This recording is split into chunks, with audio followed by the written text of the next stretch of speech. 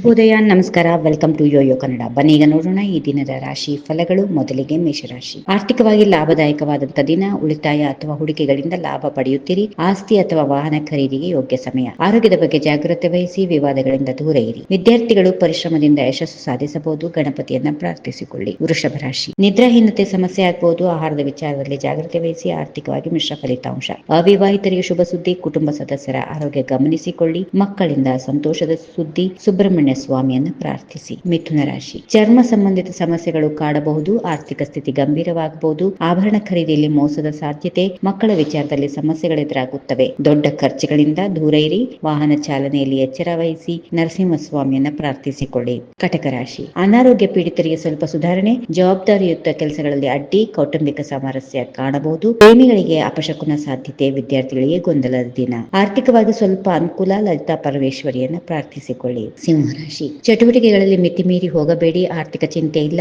ಕಾನೂನು ವಿಚಾರಗಳಲ್ಲಿ ಹಣ ವ್ಯಯ ಆಗಬಹುದು. ಹಿರಿಯರ ಅಸಮಾಧಾನಕ್ಕೆ ಪರಿಹಾರ ಹುಡುಕಿ. ತಾಳ್ಮೆಯಿಂದ ಎಲ್ಲವೂ ಒಳ್ಳೆಯದಾಗುತ್ತೆ. ಈಶ್ವರ ಆರಾಧನೆ ಮಾಡಿ. ಕನ್ಯಾ ರಾಶಿ. ಆರೋಗ್ಯದ ಮೇಲೆ ಗಮನ ಹರಿಸಿ. ಜೀವನ ಶೈಲಿಯಲ್ಲಿ ಬದಲಾವಣೆ ತರಲು ಪ್ರಯತ್ನ ಮಾಡಿ. ದೂರದ ಸಂಬಂಧಿಕರಿಂದ ಅಶುಭ ಸುದ್ದಿ ಸಾಧ್ಯತೆ. ಮಕ್ಕಳಿಂದ ಚಿಂತೆ. ಉದ್ಯೋಗ ವಿಚಾರದಲ್ಲಿ ಗಂಭೀರವಾಗಿರಿ. ದುರ್ಗಾ ದೇವಿಯನ್ನ ಪ್ರಾರ್ಥಿಸಿಕೊಳ್ಳಿ. ತುಲಾ ರಾಶಿ. ವೃತ್ತಿ ಜೀವನದಲ್ಲಿ ಯಶಸ್ಸು. ಸ್ನೇಹಿತರಿಂದ ಸಹಾಯ.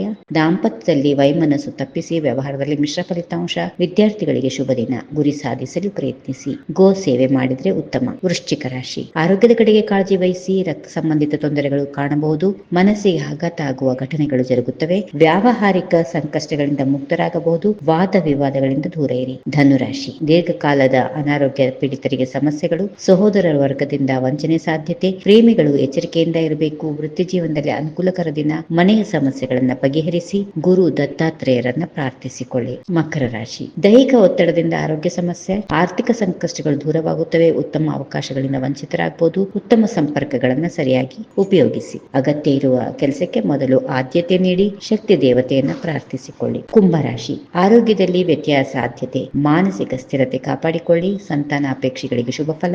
ದೂರದ ಪ್ರವಾಸಕ್ಕೆ ಅನುಕೂಲಕರ. ಹಣಕಾಸಿನ ವಿಚಾರದಲ್ಲಿ ಗಲಾಟೆ ಸಾಧ್ಯತೆ. ಲಕ್ಷ್ಮೀನಾರಾಯಣರನ್ನ ಪ್ರಾರ್ಥಿಸಿಕೊಳ್ಳಿ. ಕೊನೆಯದಾಗಿ ಮೀನರಾಶಿ. ಸಕಾರಾತ್ಮಕ ಚಿಂತನೆಗಳು ಹಾಗೂ ಉತ್ತಮ ಮನೋಭಾವದಿಂದ ನಿಮ್ಮ ಮನಸ್ಥಿತಿಯನ್ನ ಸುಧಾರಿಸಬಹುದು. ಹೀಗಿವೆ ಈ ದಿನದ ರಾಶಿ ಫಲಗಳು. ಸರ್ವರಿಗೆ ಶುಭವಾಗಲಿ. ಶುಭ ದಿನ. ನಮಸ್ಕಾರ. If you like this video, ಬೇಗ ಲೈಕ್ ಮಾಡಿ, ಕಾಮೆಂಟ್ ಮಾಡಿ, ಶೇರ್ ಮಾಡಿ ಹಾಗೂ ಯೋಯೋ ಟಿವಿ ಕನ್ನಡವನ್ನು ಸಬ್ಸ್ಕ್ರೈಬ್ ಮಾಡಿ.